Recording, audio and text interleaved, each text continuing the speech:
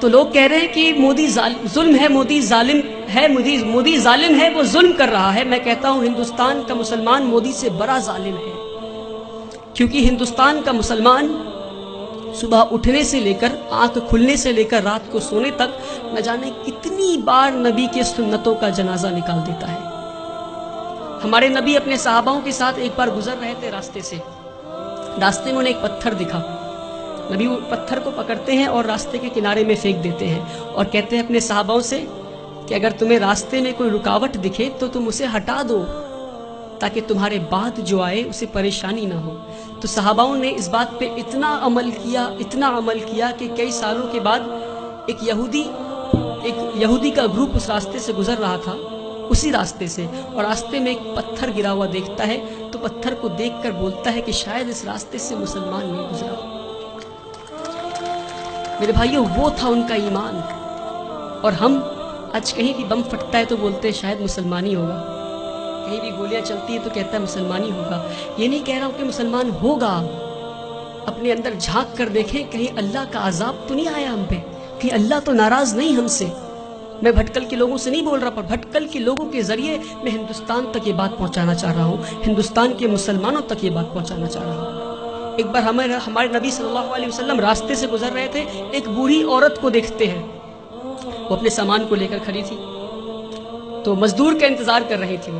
تو نبی کریم جاتے ہیں، کہتے ہیں یار میری ماں، میں تمہارا مزدور بن جاؤں کیا؟ وہ پورے کائنات کے سردار مزدور بننے کو تیار ہو گئے، اور آج ہم اگر کوئی جوتا پلٹ رہا ہوتا ہے تو اسے سیدھا نہیں کر سکتے۔ یہ ہمارے مسلمانوں کی آج وہ عقر ہے، پتہ نہیں کس بات کی عقر میں جی رہے ہیں، جس کی امت اس بات کی عقر میں جی رہی ہے، اس کا رسول دوسروں کی مزدوری کرنے کو تیار ہو گیا تھا۔ کہتے ہیں اے ماں جی میں مزدور بن جاؤں تمہارا؟ ماں جی کہتی ٹھیک ہے، وہ بوڑھی عورت کہتی ٹھیک ہے، تو مجھے مکہ کے باہر چھوڑ دو۔ نبی کریم اس بوڑھی عورت کو مکہ کے باہر چھوڑنے جاتے ہیں، راستے میں بوڑھی عورت کہتی کوئی محمد آیا ہے، کوئی جادوگر ہے، اور گالیاں دینے لگتی محمد صلی اللہ علیہ وسلم کو۔ نبی کریم پیار سے شانتی سے مسکراتے ہوئے ان کی بات سنتے ہیں، مکہ کے باہر لے جا کر چھوڑ دیتے ہیں۔ اور جب واپس ہو رہے ہوتے ہیں تو بوڑھی عورت پوچھتی ہے ارے بیٹا تو نے میری مزدوری کی ہے، مزدوری تو لے جا۔ کہتے نہیں رہنے دو ماں۔ تو کہتے اچھا اپنا نام تو بتا جا۔ تو کہتے میرا نام محمد ہے، وہی محمد جسے تو گالی دے رہی تھی۔ میرے پیارے بھائیوں، ہم اس نبی کی امت ہے، اس بات کو نہ بھولیں۔ ہمارے نبی سے زیادہ بڑا مثال سیکولرزم کا اس دنیا میں نہیں ہے، جس نے مزدوری کی اس غیر قوم عورت کی جو ان کو گالیاں دے رہی تھی، مسکراتے ہوئے اس کا کام کر دیا۔ اس نبی کی امت ہے ہم۔ جب طائف میں گئے تو انہیں اتنی پتھر ماری گئی کہ ان کا جوتا مبارک خون سے بھر گیا۔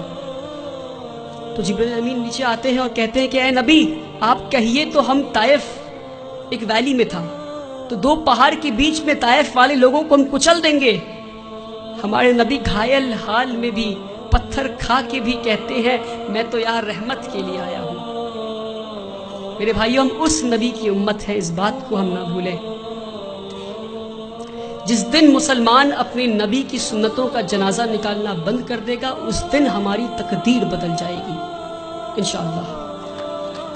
اللہ تعالی ہندوستان اور اہل ہندوستان کے دلوں میں اسلام کے لیے عزت اور مسلمانوں کے لیے پیار بخشے۔ اللہ تعالی اس دیش میں امن اور شانتی قائم کرے۔ وآخر الدعوانا والحمدللہ۔